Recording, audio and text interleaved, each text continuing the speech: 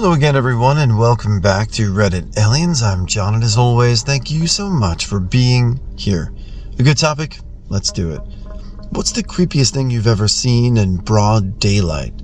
Please remember to like, share, and subscribe. The creepiest thing for me was when I was out surfing in Northern California. It's really cold, dark water, and I was out by myself. I was sitting there waiting for a wave, and my leash felt like it was caught up, when it does sometimes.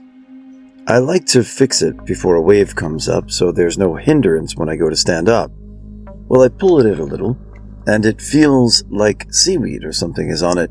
I turn toward the back of my board, and there's something on it, a harbor seal, who's sitting on the back of my board, lying on my leash.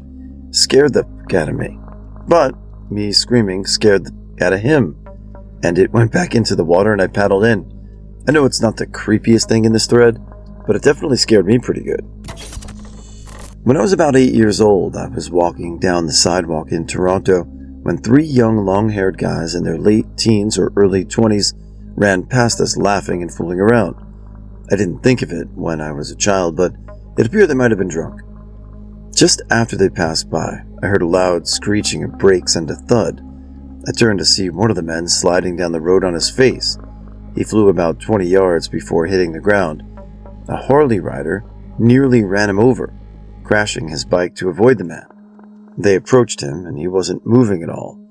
The Harley rider took one quick look at him, took off his t-shirt, and covered his head. From whatever he saw, he could clearly see the man was gone. His 2 other friends were just staring in stunned shock, not saying a word. It was 1970. I work security at a hospital. I really just sit outside of the construction zone when they're doing remodeling and make sure homeless people and teenagers don't get in. But I'm also sitting right outside the door they use to take the bodies out. There's just something eerie about how, discreet and impersonal it is.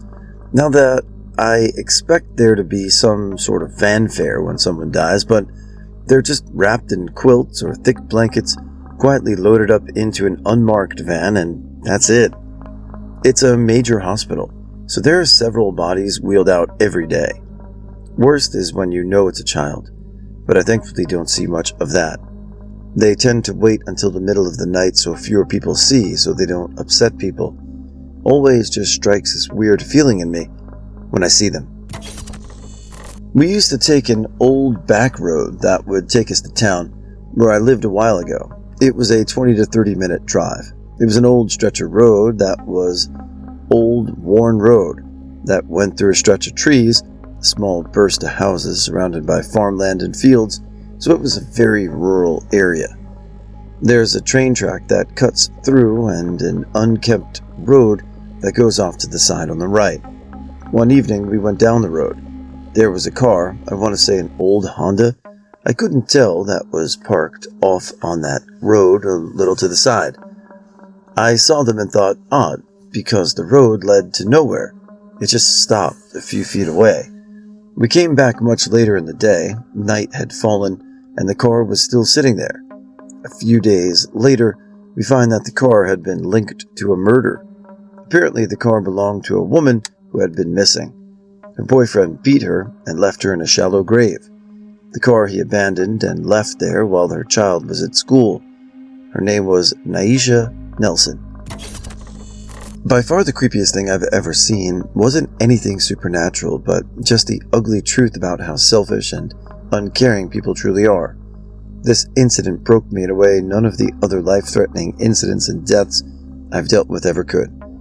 I was going home from a late Friday night shift, about midnight, on a super well-lit, busy station on one of the most populated commuter lines in England. Quite a few people are around. The train comes up and stops, right? In front of me are the doors, and a guy's leaning against them. He was bald and in an expensive suit, and he looked like he was probably middle-aged London businessman who had stayed in London for a few after work. Well, he'd fallen asleep or passed out leaning against the doors. The doors open, and he falls backwards. I sidestep out of instinct. He was quite tall, and the train doors are about a foot above the platform. so his head must have fallen about 7 or 8 feet before it thudded into the concrete platform with a wet thud.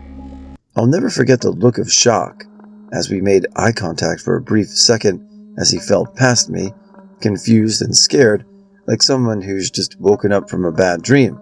Then split. Gone. I'm still in my work mindset, pub bouncer, so I immediately rushed to try and offer first aid.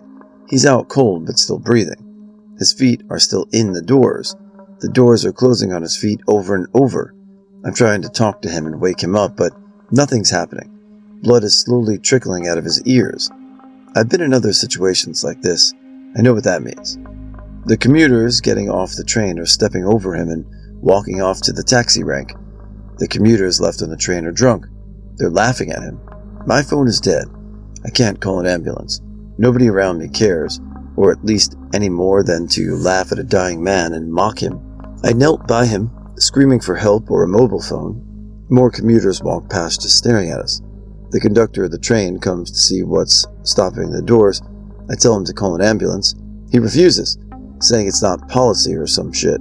I can barely believe what I'm hearing. The conductor tells me to move his feet out of the door so the train can keep going. I scream that the man's got a neck and back injury, and if the conductor moves him, I'll break his nose and then testify against him when the police inquiry into the commuter's death happens.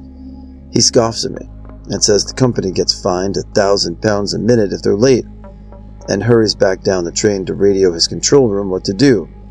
To this day, I hope he can get that useless. Eventually, some Pierce Brosnan-looking commuter stops and gives me his phone. I call 999 and get an ambulance en route.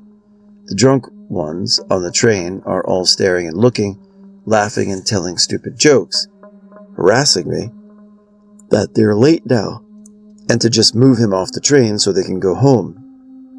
I'm getting properly heckled and abused verbally by the train goers on one side. The guy who gave me his phone has stepped well away. The guy on the floor's breathing is becoming more and more shallow. There's more and more blood coming from his head. I'm trying to relay everything to the ambulance operator. I hear the sirens down the road over all the noise from the train, more screaming and heckling. The operator is saying something, and it all goes quiet like it was faded out in a movie. And I hear this guy take his last breath. 2 seconds. 3, 4, not breathing. I start chest compressions and feel tears running down my cheeks. Suddenly I'm pushed out of the way by a paramedic, and they get an oxygen mask on one of those hand pump things on him. I try to explain the situation, but they grab him within a minute of arriving and are wheeling him off. I hand this guy his phone back, and he looks white as a sheet. The cuffs of my white shirt are a dark red. The train conductor comes back, having watched all this from about 5 cars down the platform, doing his best not to get involved, and takes the safety lock off the open doors. I step on the train, and nobody in the carriage will say anything or make eye contact with me. It's silent for the next 3 stops. I get off and walk down the platform. The conductor won't make eye contact with me. I never found out if they managed to resuscitate the guy. I'd wager money against it, though. Stopped working security after that. Went through some PTSD counseling for that and a few other life-altering ending incidents. I was the first responder, too. Never fully got my faith back and the goodness of humanity back. Such a senseless, stupid way to go. Out of maybe 150 people who saw it, I was the only one to do anything, and maybe the guy who gave me his phone. Still detest London commuter types. This next story might make you think that it's about animals, but it isn't, so don't worry. So if you're concerned about animal cruelty, they're just a vehicle in this story and nothing bad happens to them. Have a great day. I used to own a horse boarding and training barn in Landry, South Carolina. In the back of my back pasture was a gate that led to the neighboring property, and the old man who I rented the stables from said it was fine for us to ride on other property which he used to own. The other property was huge but super weird in that it had a chain link fence all around it, at least on the roadsides, which was probably at least 3/4 of chain link fence, which anyone who's familiar with rural areas knows it's just plain not done. Other than that, it seemed normal. Mostly empty, no farming or cows or anything, just a huge chain-linked fence. So one day I took a student on a trail ride, on horseback of course, and decided we'd go onto the other property. It actually had pretty well-maintained trails for four-wheeling. I reckon that went through the woods and back of the property. I had this bad feeling the further we went, like we shouldn't be there, or I also get that feeling when a horse is getting keyed up. Eventually, I started to hear this faint diesel engine sound that I at first thought was a four-wheeler in the distance, but as we got closer, I could tell that it was a cat digging and reversing and dumping dirt. My hand to God, a voice in my head that wasn't my own said, "Turn back." So I told my student we were heading back, and we did, and that was that. Months later, the Todd Colehep serial killer story broke. His latest murder had been a girl and boyfriend he lured onto his property. He shot the boyfriend and kept the girlfriend chained in a shipping container for months, where he beat and a'd her and walked her on a leash like a dog. That was his property we were riding on. From the timeline, the girlfriend was currently chained up, and what we'd heard was him burying the boyfriend's body in the woods on the back of his property, away from the road, and we almost rode right up on top of him in the middle of doing it. I also stole his trash can once. A guy drove up next to me as I was talking and taking a walk around my neighborhood and asked for directions. The road he named was the next road down, and I told him so. What made it creepy was that the next words out of his mouth were a request to get in his truck and guide him. I was a 15-year-old, but I'm a stick of a person even now. I knew if this guy decided to stop and grab me, I had no chance of getting away. So I did what anyone else would probably do. I told him no, and because I was on a section of sidewalk directly behind my house, I cut through the backyard and booked it inside. I locked every door I could and called my dad to find out if he was working out that day and asked him to skip if he could. My poor father came home and immediately showed me where the emergency release is in his trunk and how to find the button to turn off brake lights. I had heard the "don't go into a stranger's car" line so often growing up, I honestly thought it was another myth to scare kids into not wandering around. It's up there with the bear encounter as one of the scariest things I've experienced. I went on a school field trip as a teacher to the Bahamas. We took 16 students to the island and kayaked all over the place. At some point, our guides took us into open water and had us basically kayak between islands these long distances apart. Not only was there a long sequence where the water was extremely choppy, but at some point it was decided I had to be the adult in the back of the party to watch all the students as they kayaked. I was by myself in a two-person sea kayak behind all these other people, and for whatever reason, my foot slipped off the rudder. I could not get it back on easily.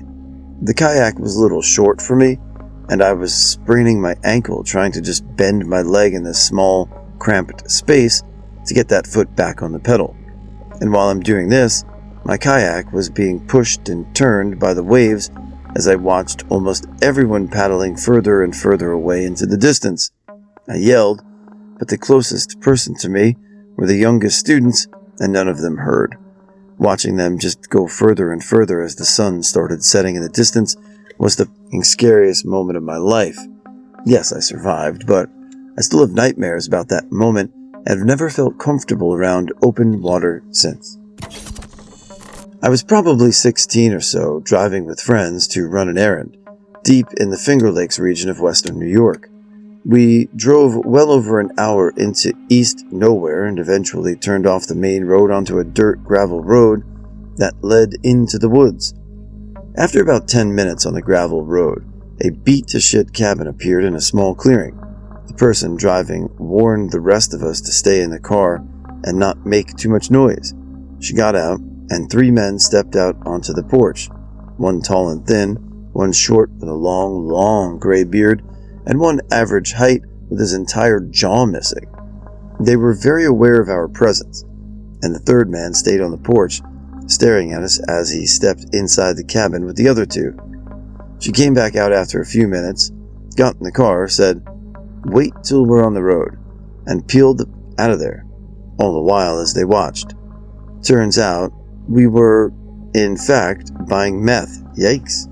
And his jaw was missing from a failed endgame attempt. I still feel for him and their undoubtedly painful experience, but I get chills whenever I remember they're probably still out there somewhere in the Finger Lakes. My wife and I took a trip to Hawaii. Figured out if we spent the night in LA before the final leg to Hawaii, we could save about $1,000. Lovely. We find the cheapest hotel near LAX we could find. When we land, we spend the evening in Santa Monica and Uber back to our place. Scary motel. Bulletproof glass to check in. Sketchy as... We got into our room, and we both remarked that we were glad we only had to be there a few hours before our flight. It's a small space, but with solid blackout curtains, the bed is horrible, and the carpet is stained with God knows what. We button up for the night, and it's literally pitch black in the room. A blessing. At around 1 a.m., both my wife and I wake up simultaneously for no reason. I can feel something standing over her side of the bed. My wife starts screaming like I never heard her scream. I snap my head over to her side of the bed, and even in the pitch black, there's the outline of a tall man, even darker than the black of the room. I can't describe the chill that ran down my spine, but it was like nothing I'd ever felt, till or since.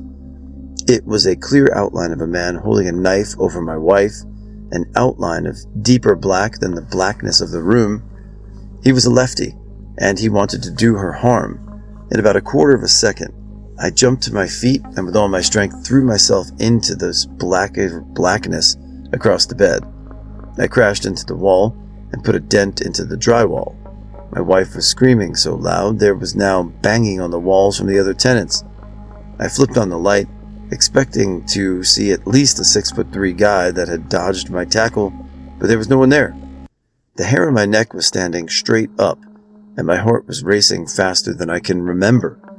After a few minutes of calming my wife down, she said, "Left-hand knife?" I nodded, and we packed our shit and spent the night in the LAX parking lot.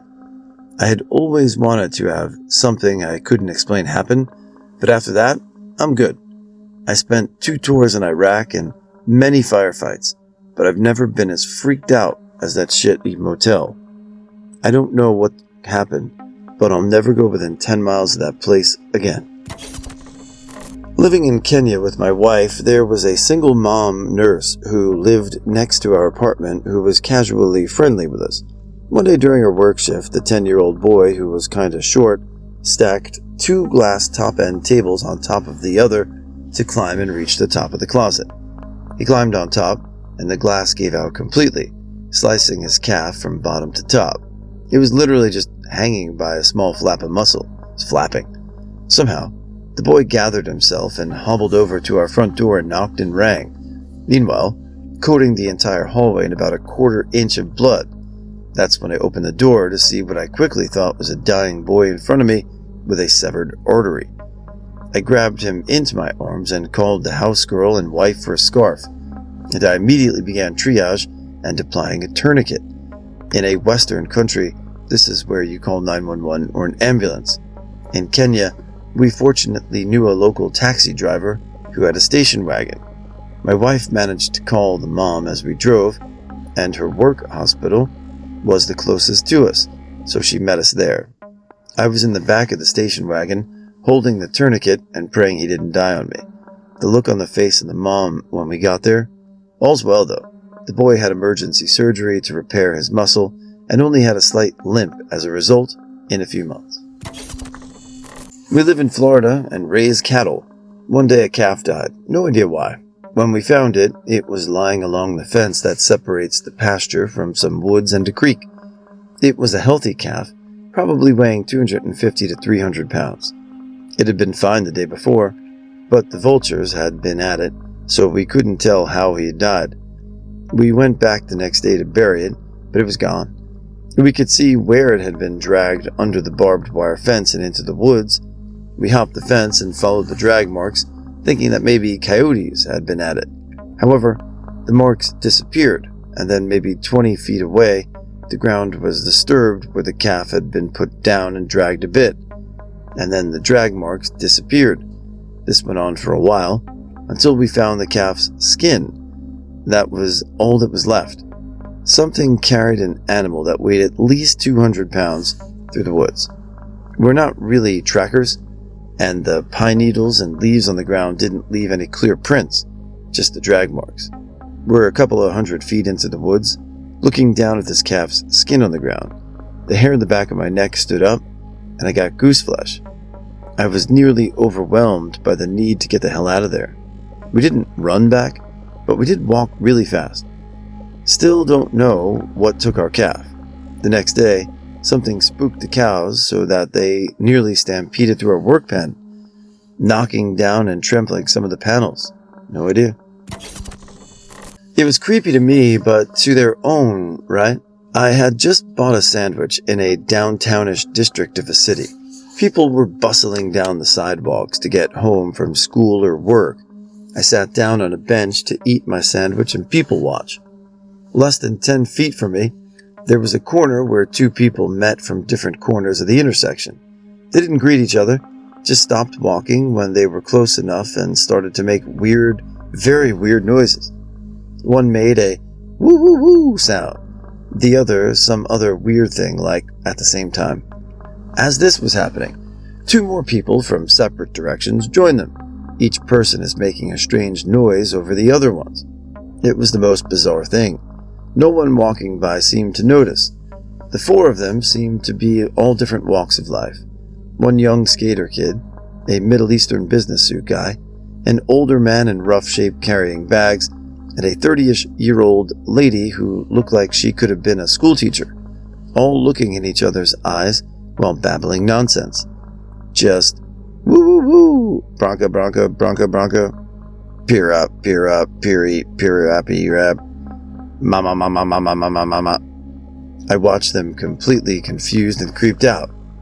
I looked for someone else to notice so that I could make eye contact with them and have a validation of what I was seeing, but no one did. After about 2 minutes, I tried to record them as I was getting up to leave.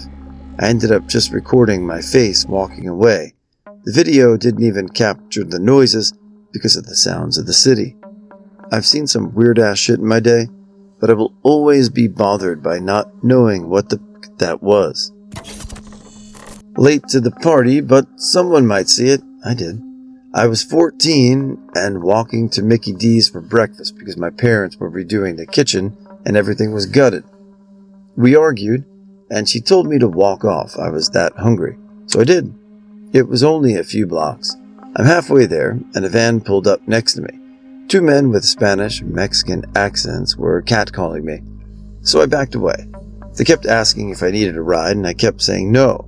They kept pace with me until I got a culvert and had to jump. I ran down to the edge, and I heard them pulling a U-turn. I doubled back down the creek and went into the storm drain. They pulled up, got out, and I could see them running down the creek bed looking for me. 3 dudes with guns. I was terrified, but couldn't get out of the other side due to a gate. Made myself as small as possible and hid my face so I didn't look like a person, just a pile of trash. They went back to their van and took off. I came up out of that culvert, filthy and crying like a toddler. Started walking toward Mickey's again, I don't know why, and they came back. I ran like I've never done in before. I hauled ass to the nearest business, Gordon Food Service, and pounded like crazy on the door, only for them to not yet be open. The guys pull into the lot. I'm ready to sprint behind the store into the woods when a man gets out of his car and asks if I'm okay. I basically jump at him, telling him I was being followed, and they were looking to get me, and that's them. Dude, who looks to be mid-30s and an accountant, yanks me into his Honda Del Sol and racks a sawed-off before he stands up. All I hear is Andel, spelling, and they take off. Andale. Guy bought me my breakfast and drove me home. Parents were pissed. Who's this older guy bringing you home? Off, Ma. Thank you, Joshua. Picture this. It's around 2 a.m. at a music festival. The music is still thumping, the crowds are dispersing, and the only line in the festival is for the women's restroom. I'm trudging along with the line, extremely cross-faded and alone. I'm going to do one more set before I head back to camp. I see these two girls coming out of the restroom. One is tipsy but coherent, and the other is barely walking. Her friend is trying to hold her up and grabbing her hand and telling her, "Keep walking, Kaylee." But Kaylee is gone. This girl collapses under the alcove of the festival restroom, hits her head on a column, and then her eyes start rolling into the back of her head. Her lids are open, but they're fluttering, and all you can see is the whites of her eyes. Her jaw is going slack, her body is limp. I still remember how desperate her friend sounded as she screamed, "Kaylee, wake up," like 3 or 4 times. She starts shaking her shoulder, but Kaylee's head hits the floor now. I remember time slowed down because I realized that Kaylee was having an overdose. She looked so pale, and I don't even know if she was breathing. Everyone in line just stared like it was no big deal, like these kids have any idea what's going on. I sprint, and I mean sprint to the entrance of the restroom, and I scream at the top of my lungs, "We need a medic over here. We need a medic." They came in under 2 minutes, but when they arrived, I turned my back on Kaylee and her friend. I'm not an idiot. I know overdoses happen quite a lot at music festivals, but I still think about them because I just remember Kaylee's friend with her broken voice sobbing and crying as the medics helped. That was probably a defining moment in both of their lives. I don't know what happened to Kaylee, but I hope she's doing well. It's something I'll never forget. Always remember, folks, test your drugs, know your limits, and be safe. I grew up in a saltwater lagoon in a tight neighborhood. Lots were only 50 feet wide. I was taught to fish and crab as soon as I was old enough to walk. I was casting out off our dock one morning when I was about 8 or 9. I snagged something and began reeling it in. As it got closer, I could tell it was a crab trap, almost certainly the neighbor's. When it was just off my dock but straight down, I started to pull it up. I remember thinking it was heavy. I was met with a crab trap containing a giant deer head, missing both eyes, covered in blue claw crabs of all sizes. My neighbor apparently was a hunter, and this was what he did with scraps. This was one of the things that led to my debilitating submechanophobia. My first creepy story happened in broad daylight. My family and I were visiting Portland, Oregon for the first time. I was super pumped about visiting Powell's books in particular as a nerdy 10-year-old girl. I was so excited, in fact, that I ran ahead of my parents. I was a whole block ahead of them, and nearly to the bookstore, when a full-grown man in a delivery van pulled up beside me. I blocked out what he said exactly, but it included explicit sexual threats. I'd never in my life had an adult talk to me like that. I was so terrified that I froze up. The guy then proceeded to try to crawl out of his own open car window to get at me like a rabid animal. My dad suddenly showed up, though, to stare the guy down, flip him off, and steer me away. I've disliked Portland ever since. My second story happened at night, so it doesn't exactly fit this prompt, LOL. I was 17-ish and home alone one night, making dinner and watching the dog. Partway through throwing things together, the dog started whining to go out. I took her out to the yard so she could pee. As I'm standing out there with my flashlight, I hear a noise. Using the light, I look over to find my 50-something-year-old neighbor watching me from the other side of the fence that divides our yards. He didn't have a light with him. He wasn't working on his car or in his garage. And he didn't try to engage with me. There was no reason to be out there. It was even creepier that he didn't talk. I just awkwardly nodded, grabbing my dog, and fled back to the house. I realized upon going back inside that he had had a direct view of me in the kitchen earlier. He had been watching me for God knows how long. I locked all the doors that night and stayed up until my mom got back. I worked as a night manager on duty at a few downtown hotels in my early career. Dealt with fires, dead bodies, employee fistfights, car damage, ghosts, arguments with a couple celebrities, and many unhoused individuals who I mostly left alone if they didn't cause a disturbance, and fed where I could get away with it, and in the line of duty. The creepiest, I was called to a lobby bathroom at around 10 p.m. for a situation. I can't remember the radio code, but it was for an individual in mental distress, usually amongst the more difficult and potentially dangerous calls. I entered the bathroom with a security in tow, but I have to take the lead because we're in the women's restroom and I'm the woman at the scene. I knock and call out a few times, but no one answers, so I head in. I can hear singing, someone softly cooing a child's sing-song, and it's echoing against the tile. And as I turn the corner, I can see a large woman sitting on the toilet. No attempts to close the door have been made.